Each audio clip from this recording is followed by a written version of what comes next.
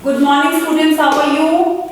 Okay, so last class we started with the new chapter number 6, material around us. So now we will continue with this chapter 6, material around us. Okay, now we continue with this chapter. अब मुझे कौन बच्चा बताएगा कि हमने last class में इसमें क्या क्या कवर किया था और हमने आज क्या क्या शुरू करना है? जल्दी बताइए, कौन बताएगा? हाँ जी, be quick, raise your hand. कौन कौन बताएगा, बताइए। वेरी गुड, सबको याद है?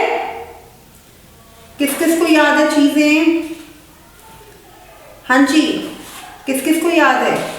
हमने मटेरियल अराउंड अस में व्हाट वी हैव डन कि हमने ग्रुपिंग कैसे करनी है मटेरियल की, मटेरियल्स को क्लासिफाई कैसे करना है, उनको अलग अलग उनकी सेम प्रॉपर्टीज के बेसिस पर, उनके सेम साइज के बेसिस पर, उनके सेम टेक्सचर के बेसिस पर हमने ग्रुप्स को कैसे क्लासिफाई करना है, हमने कैसे उनको एक ग्रुप में डालना है। ठीक है, तो अब हम करेंगे What are the different properties of material? अभी तक हमने इस चैप्टर में बच्चों सीखा कि what are the same properties of material, कि जो सब्सटेंस और जो मटेरियल यूज होता है किसी ऑब्जेक्ट को बनाने में वो सेम होता है और उन सेम मटेरियल और सेम सब्सटेंसेस की वजह से हम उन ऑब्जेक्ट्स को क्लासिफाई करते हैं, हम उन ऑब्जेक्ट्स को ग्रुप्स में डालते हैं। बट अब हमने सीखना है कि डिफरेंट प्रॉपर्टीज क्या होती हैं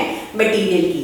अभी तक हमने लास्ट क्लास में देखा था कि सेम प्रॉपर्टीज क्या होती हैं। सेम प्रॉपर्टीज टेक्सचर के बेसिस पे भी हो सकती है, सेम प्रॉपर्टी साइज के बेसिस पे भी हो सकती है, सेम प्रॉपर्टी कलर के बेसिस पे भी हो सकती है। अब what are the different properties of material? अब हमने सीखना है different properties of material. Okay, different properties of material. Okay, इसमें हमने क्या सीखना है देखते हैं। Page 106 of your book. Let us learn some more properties of material. What are the different properties of material? Observe and identify the appearance of material. किसी भी material को, किसी भी चीज को जो आपके आसपास है उसकी analyse the, observe and analyse the material around us. Appearance कैसे है, वो चीज दिखती कैसे, अपीयरेंस मतलब वो चीज दिखती कैसे, उसको ऑब्जर्व करेंगे।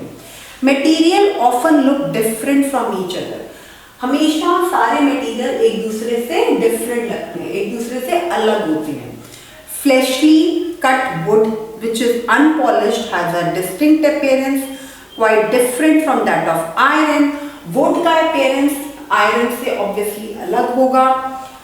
Similarly iron look different from copper और aluminium, और iron जो है वो copper और aluminium से अलग लगता है।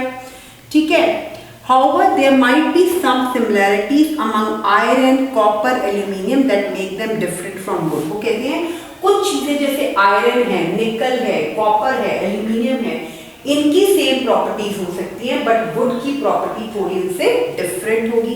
Let us do a sorting challenge. Sorting means वो जैसे हमने पहले किया था, किसी चीजों को ना अलग अलग करना, ग्रुप्स में करना या क्लासिफाई करना, सॉर्टिंग करनी। Collect small pieces of paper, cardboard, wood, chalk, copper, wire, aluminium foil and any other article made up of brass, bronze, steel. कुछ भी कलेक्ट करो, मतलब ऐसी चीजें कलेक्ट करो। कौन कौन सी? पेपर को कर लो, cardboard, wood, chalk, copper, wire, aluminium, कुछ भी। Take a look at the piece you have collected. आपने जो पीसेस, छोटे छोटे पीसेस कलेक्ट किए हैं डिफरेंट ऑब्जेक्ट्स के जो छोटे छोटे पीसेस कलेक्ट किए हैं उनको अच्छे से ऑब्जर्व करो। Do these materials shine when light falls on them? Observe their texture, whether they are rough or smooth, color and other noticeable feature, and record your observation in the notebook. Group the collected pieces on their appearance. वो कह रहे हैं जो चीजें आपने इकट्ठी करी हैं कौन कौन सी चीजें इकट्ठी करी हैं आपने? पेपर लिया है, आपने कार्डबोर्ड लिया, आपने वुड लिया, आपने चौक लिए, आपने एक कॉपर वायर लिया, आपने एल्यूमिनियम फॉइल लिया है, और भी बड़े सारे आर्टिकल जो आपको अपने आसपास दिखते हैं। ढेर सारे आइटम्स आपने अपने आसपास इकट्ठे कर लिए। कैट्स, आपने इस रिकॉर्डिंग को सुनने के बाद एक बार आपने क्लास में बच्चों को बोलना है कि जितने मटेरियल वो अपने आसपास की चीजें देखकर घर से, स्कूल से, पेंसिल बॉक्स से, बैग में से निकाल सकते हैं, निकालें। And then you do this thing to make this topic understand to them. उनको बोलो कि अब ये इन चीजों को आप शाइनिंग के तौर पर, टेक्सचर के तौर पर, हार्ड और रफ के तौर पर उनको ऑब्जर्व करो, उनके अपीयरेंस को देखो कि वो दिखते कैसे हैं, अच्छे से उनको देखो और देखो कि क्या चेंज रिमार्केबल है। मतलब ये जो चीजें दिख रही हैं इनका अपीयरेंस जो है वो बाकी चीजों के साथ सेम है कि डिफरेंट है। ग्रुप द कलेक्टेड पीसेस, जितने पीसेस हैं उनको ग्रुपिंग करिए बेस्ड ऑन देयर अपीयरेंस। जैसी उनकी शाइनिंग है, कम शाइनिंग वालों को एक ग्रुप में कर दो, ज्यादा शाइनिंग वालों को एक ग्रुप में कर दो, जो हार्ड है वो एक ग्रुप में कर दो, जो सॉफ्ट है वो एक ग्रुप में कर दो। ऐसे ग्रुपिंग करो जैसे मैंने आपको लास्ट क्लास में क्लासिफिकेशन का एग्जांपल दिया था। Material that typically have shiny surfaces, जिन चीजों का, जिन मटेरियल्स का शाइनी सरफेस होता है, जिन मटेरियल का शाइनी, जो चमकते हैं, शाइनी मींस चमकते हैं, those are called they are called lustrous appearance, lustrous objects, or lustrous objects, the objects which have shining the objects which are in the form of shine, objects which are shining are called lustrous objects, objects which are not shining are called non-lustrous. Objects which are not shining are called non-lustrous. Objects which are shining are called lustrous objects. Objects which are not shining are called non-lustrous objects. इसको पढ़ते हैं एक बार। Such material with luster are usually metals. जो थोड़े चमकते हैं या जो थोड़े शाइनिंग मटेरियल्स होते हैं वो कौन से ऑब्जेक्ट्स होते हैं? मेटल के। Examples of metal, iron or, copper. Examples of metal जो हैं, मेटल के एग्जाम्पल्स में क्या आता है? Iron, copper, zinc, aluminium, gold. इसको अंडरलाइन करेंगे। The objects which come in the lustrous objects. However some metals में लूज देयर लस्टर। कई बार ना कुछ मेटल्स जो हैं अपनी शाइनिंग खो देते हैं, लेकिन वो इतने चमकते नहीं हैं, एंड स्टार्ट टू लुक डल और नॉन लस्ट्रस, और वो ना थोड़े डल और नॉन लस्ट्रस लगते हैं due to the effect of air and moisture on them. क्योंकि वो बहुत पुराने हो जाते हैं, उनके ऊपर एयर, हवा और मॉइस्चर की वजह से वो अपनी शाइनिंग खो देते हैं on their fleshy cut surfaces. Non-lustrous material are those that do not have shiny surface. Non-lustrous material वो होते हैं जो shiny नहीं होते. Some examples of non-lustrous material are paper, wood, rubber. They are non-lustrous. तो आपने lustrous material कौन से होते हैं, non-lustrous कौन से होते हैं? Learn the definition and learn the examples of lustrous and non-lustrous material. All that glitter is not gold goes an old saying. एक बहुत पुरानी कहावत है, all that glitters are not gold. मतलब जो चीजें चमकती हैं कोई जरूरी नहीं कि वो सोने की ही हो. All that glitters is not gold. जितने भी glitter हैं वो gold नहीं होते. This is a saying. Okay. Not all the material that shine are metals. वो कहते हैं जितने भी चीजें जो shine करती हैं कोई जरूरी नहीं है कि वो metal की बनी हो. Surfaces of some materials are made shiny by polishing or coating them. कुछ मटेरियल के सर्फेसेस शाइनिंग कैसे बनते हैं? उनको पॉलिश करके या उनको किसी शाइनी मटेरियल से कोट किया जाता है.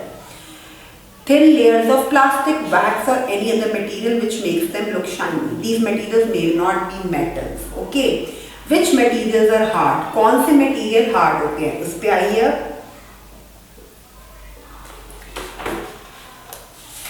Hard and soft objects. Okay. When you press different objects, बेटा हार्ड और सॉफ्ट ऑब्जेक्ट्स तो आप खुद ही पता लगा लेते हो। अगर किसी ऑब्जेक्ट को हाथ लगा रहे हो और वो आपको अपने आप पता चलता है कि वो थोड़ा हार्ड है, या किसी स्पॉन्जी बॉल को या टेडी बियर को टच कर रहे हो, टॉयज को टच कर रहे हो, तो वो सॉफ्ट लगते हैं। स्टफ टॉयज वो सॉफ्ट होते हैं, नॉर्मल प्लास्टिक के टॉयज हार्ड होते हैं।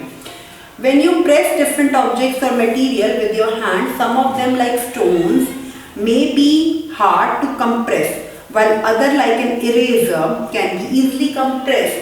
मतलब कुछ चीजें हैं वो अच्छे से कंप्रेस हो जाती हैं, लाइक स्क्वीज हो जाती हैं, वो सॉफ्ट होती हैं। जो इजीली स्क्वीज नहीं होती वो हार्ड होती हैं। Take a metal key and use it to scratch the surface of a piece of wood, aluminium, stone, iron, candle, chalk and any other material or object. Can some material be scratched more easily than others? कुछ material अच्छे से scratch हो जाते हैं comparatively to others. Material which can be compressed और scratched easily, जो material अच्छे से कंप्रेस मतलब स्क्वीज हो जाते हैं, श्रिंक हो जाते हैं, कंप्रेस हो जाते हैं, और जिस पे स्क्रैच जल्दी पड़ जाता है, दे आर कॉल्ड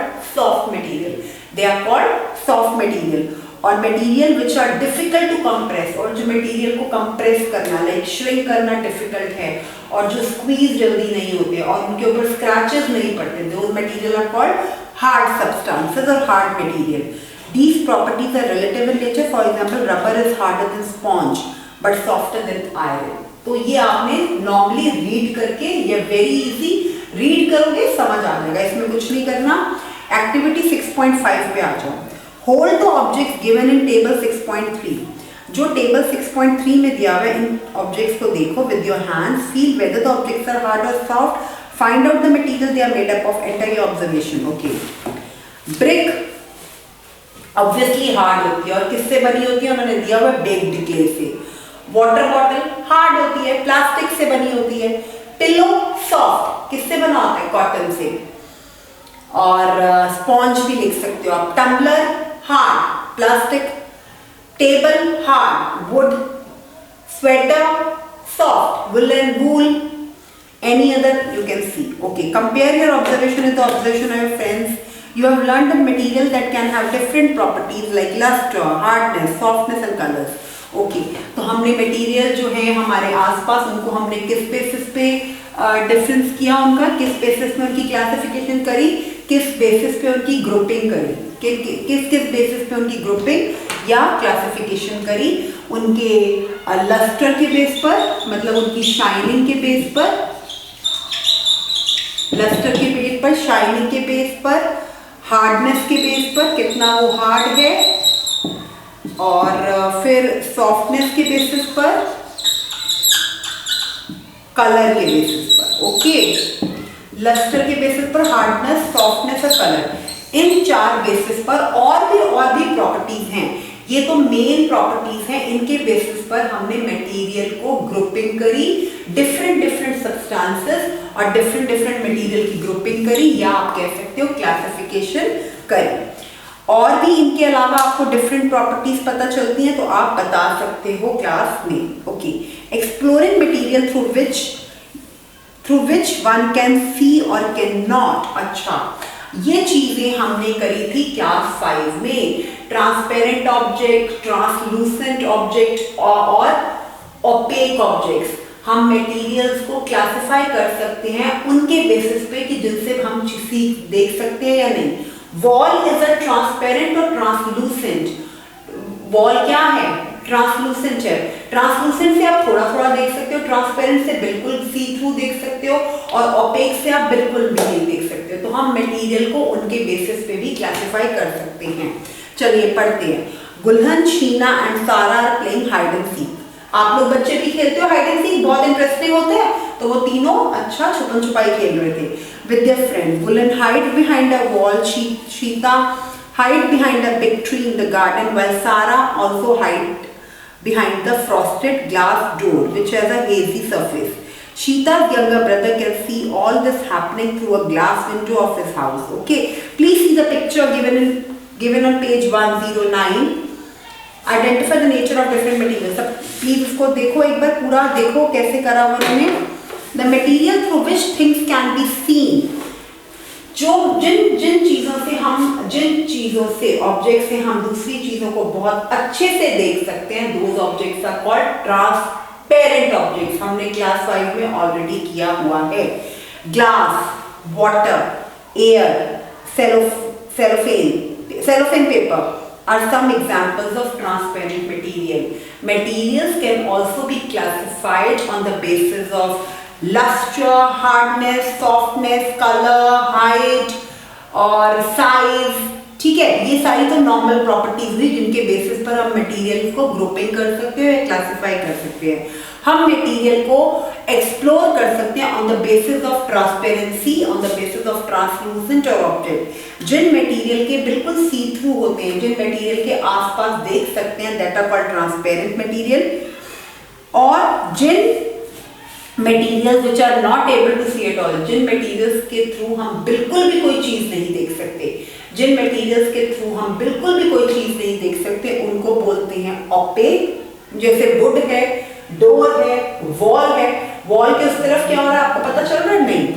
और दो material which objects can be seen but not clearly, और जिन ऑब्जेक्ट्स के थ्रू हम थोड़ा सा कुछ देख पाते हैं बट पूरी तरह से नहीं देख पाते, थोड़ा सा देखता है बट अच्छे से नहीं देख पाते, that are called translucent. Transparent, opaque and translucent, these three things we have already done in class 5 also। क्या क्या कर सकते हैं? Transparent, translucent and opaque। So transparent, translucent and opaque, these three are the materials on the basis of which we can classify the objects। Butter paper, they have given the example। Okay, अब देखो उन्होंने ना A, B और C तीन positions दिए हुए हैं, and शीता's brother D। अब जो शीता का ब्रदर है ना वो सबको देख रहा है। शीना को A में से वो अब किस किस को देख पा रहा है? Identify the nature of different material. A is opaque, B is little bit you can see, D is transparent, C is transparent and these are translucent, little bit you can see and little bit you cannot see। और wood और जो brick वाली wall हो जाएगी that is totally opaque। Okay, तो ये आपने करने हैं। Observe the following objects as transparent, translucent और ऑपेक। ग्लास टम्बलर बिल्कुल ट्रांसपेरेंट होता है, बटर पेपर ट्रांसलूसेंट, थोड़ा सा देख सकते हो, थोड़ा कुछ विजिबल होता है पार्ट, कुछ नहीं होता। Eraser opaque, frosted glass translucent, okay. Wooden board opaque, window glass बिल्कुल ट्रांसपेरेंट। तो ये आप लिख सकते हो। क्लासिफिकेशन ऑफ एन ऑब्जेक्ट इस टेबल पे बनाओगे फिगर 6.4 पे, ठीक है। What is soluble in water and what is not, कौन सी चीजें पानी में डिसॉल्व होती हैं और कौन सी नहीं, अब हमने ये सीखना है। लेट अस एक्सप्लोर, इसको हम नेक्स्ट क्लास में भी करेंगे बट हम थोड़ा सा भी इसका मैटर पढ़ लेते हैं, ठीक है। तो क्या क्या चीजें हैं, okay. Is water transparent, can it be made opaque, ये चीजें नहीं, आपने सिर्फ अब जो टेबल 6.4 है ना उसको देखना है। देखो आपने टेबल 6.4 दिया हुआ है, उसको आपने अच्छे से टेबल 6.4 में ट्रांसपेरेंट ऑब्जेक्ट्स कौन से हैं, ट्रांसलूसेंट और ऑपेक, ये तीनों ऑब्जेक्ट्स को आपने क्लासिफाई करना है, ठीक है। अब हम नेक्स्ट टॉपिक पे आते हैं, what is soluble in water, what is not. ये एक्सपेरिमेंट मैंने आपको क्लास 5 में करके भी दिखाया था और आई होप आपने लास्ट ईयर कैट्स में भी क्लास में किया होगा कि कौन सी चीजें पानी में पूरी डिसॉल्व होती हैं और कौन सी नहीं होती, ठीक है। गुलन was sweating when he came home after playing in the evening, okay, he was feeling tired and thirsty, ठीक है। Gulen mother mixed a spoonful of sugar, pinch of salt and some lemon juice in the glass of water and offered him shikanji that is called lemonade in English, to drink. Gulen noticed that while his mother was mixing sugar and salt in water, the salt and the sugar disappeared after a while. Let us try a simple activity to explore how different material behave when we mix them in water. देखो, we are just doing material around us. तो कुछ material we have done on the basis of their size, texture, color, height, weight. कुछ material we have done on the basis of transparent, translucent, opaque. ठीक है? अब हमारा last है कुछ material we are doing on the basis of their solubility and non solubility. कौन से material पूरे डिसॉल्व हो जाते हैं और कौन से मटेरियल डिसॉल्व नहीं होते. तो हम उसके बेसिस पर मटेरियल को क्लासिफाई कर रहे हैं इस चैप्टर में. तो अब हमने देखना है कि कौन से मटेरियल डिसॉल्व हो जाते हैं और कौन से नहीं. अब क्या हुआ कि बच्चा एक खेल के बहुत थक के घर आया और उसकी मदर ने उसको शिकंजी, जिसको लेमनेड बोलते हैं, बना के दिया. अब आप तो लद्दाख में रहते हो, आपके तो वहाँ बहुत ठंड है, तो you don't feel drinking water again and again. पर दिल्ली में जहाँ पे इतनी गर्मी होती है, बच्चे प्ले करते हैं, तो दे फील वेरी थर्स्टी. तो जब वो घर जाते हैं, उनकी मम्मा उनको सॉल्ट और शुगर मिक्स करके लेमन वाटर दे के, ताकि वो हाइड्रेटेड रहे, वो उनको शिकंजी देती हैं. ठीक है. गुलन नोटिस दैट. अच्छा, अब ये हमने करनी है एक सिंपल एक्टिविटी, ऐसी एक्टिविटी जिसमें ये पता चलेगा कि कौन से मटेरियल वो हैं, कौन से मटेरियल सॉल्युबल है पानी में और कौन से मटेरियल इनसॉल्युबल. सॉल्युबल मतलब कौन से मटेरियल पूरे मिक्स हो जाते हैं और कौन से इनसॉल्युबल रहते हैं. ठीक है. Collect small. अच्छा, अब हम एक्टिविटी 6.7 करते हैं.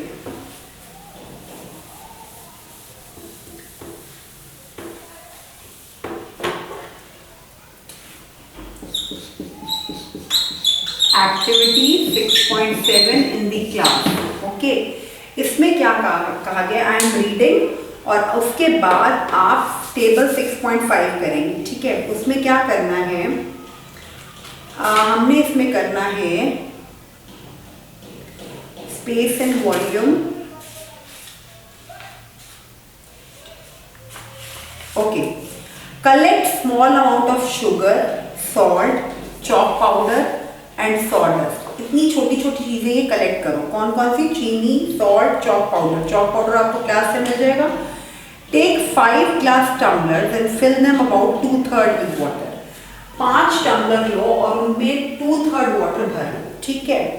Put a teaspoon of sugar in the first glass tumbler. एक पूरा चम्मच भर के शुगर एक टम्बलर में, सॉल्ट सेकंड में, चॉक पाउडर थर्ड में, सैंड फोर्थ में और सॉडस्ट फिफ्थ में. ये डालो. ठीक है. ऑन स्टीयरिंग मतलब हिलाने पे, predict what will happen in each case. सारे केसेस में आप क्या देखते हो, क्या हुआ. Use spoon to stir well contents of each glass tumbler. Spoon से अच्छे से उसको स्टीयरिंग करो, लाइक उसको हिलाओ अच्छे से, so that you can judge what is happening. Write down your observation. अब इस ऑब्जर्वेशन को जब आपने ये 5 चीजें अलग 5 टम्बलर्स में, पानी के भरे हुए टम्बलर्स में डाली, 5 चीजें आपने बिल्कुल 5 भरे हुए टम्बलर में डाली, तो आपने क्या नोटिस किया, क्या नोटिस किया, वो ऑब्जर्वेशन आपने टेबल 6.5 में लिखनी है. वो ऑब्जर्वेशन आपने टेबल 6.5 में लिखनी है. क्या है? Will disappear in water, will not disappear in water, disappear in water, does not disappear in water. Prediction मतलब आपने क्या सोचा और आपने observe क्या किया, दोनों लिखनी है. Predict क्या किया, assume क्या किया, क्या सोच रहे हो आप, और उसके बाद करने के बाद आपकी observation क्या रही, दोनों चीजें लिखनी है. शुगर की, सॉल्ट की. तो आपने ये वाली जो टेबल वाली जो ये मिक्सिंग डिफरेंट मटेरियल, आपके पास कितने मटेरियल हैं? Sugar, salt, chalk powder, sand, sawdust और कोई other material according to your choice. ये आपके पास 6 to 7 मटेरियल हैं. इन मटेरियल को आपने अलग अलग टम्बलर्स में डाल के अच्छे से उनकी स्पून से स्टीयरिंग करनी है. प्रिडिक्शन क्या है, मतलब what you are assuming and what is your observation, और एक्चुअल ऑब्जर्वेशन क्या निकली, दोनों चीजों को आपने उस टेबल में लिखना है. और नेक्स्ट क्लास में मुझे बताना है कि इसकी प्रॉपर प्रिडिक्शन आपकी क्या रही. मतलब आपने जो ये चीज करी उसमें आपको प्रॉपर कैसे क्या पता चला कि कितनी कौन सी चीज को स्टीयरिंग करने के बाद स्पून से अच्छे से उसका रिजल्ट क्या हो। तो ये आपने प्रॉपरली नेक्स्ट क्लास में मुझे बताना है। बट ये टेबल एक्टिविटी 6.7 करके टेबल 6.5 में अपनी प्रेडिक्शंस और ऑब्जर्वेशन क्या क्या लिखनी है, प्रेडिक्शन और ऑब्जर्वेशन, प्रेडिक्शन और ऑब्जर्वेशन मतलब आपने प्रेडिक्ट क्या किया और आपने फिर एक्चुअली ऑब्जर्व क्या किया, दोनों चीजें। ठीक है। You might have noticed that some material completely disappear when mixed in water. मतलब आपने देखा होगा कि कुछ मटेरियल तो पूरे दिखने ही बंद हो गए, मतलब वो पूरे उसमें घुल गए, पानी में डिसॉल्व हो गए। Such materials are called soluble materials. Such material are called soluble material. और जो disappear नहीं हुए, जो अलग से दिखते रहे, those are called insoluble material. Water play an important role in the functioning of our body because it can dissolve large amount of material. Soluble material in water की A में फिगर देखो और insoluble material in water की भी B में figure देखो। What disappears, what does not. क्या disappear हो जाता है और क्या नहीं होता। ठीक है। तो अब हमने नेक्स्ट क्लास में करना है how to make your own ORS, how heavy और लाइट, ये वाली चीजें करेंगे। स्पेस एंड वॉल्यूम से रिलेटेड चीजें करेंगे। We will start from page 112 in our next class. वहां तक आपने अब कितना करके आना है, एक तो ये एक्सपेरिमेंट और ये ऑब्जर्वेशन करनी है और सॉल्युबल और इनसॉल्युबल से रिलेटेड क्वेश्चंस मैं नेक्स्ट क्लास में पूछूंगी। ठीक है। और how to make your own ORS, अपनी एक ORS ड्रिंक अपने आप कैसे बनानी है वो I will teach you and it is written in your book on page 112। तो हम स्टार्ट ही वहां से करेंगे। ठीक है। तो अभी के लिए इतना ही। In next class we will start with making an ORS and starting with the other.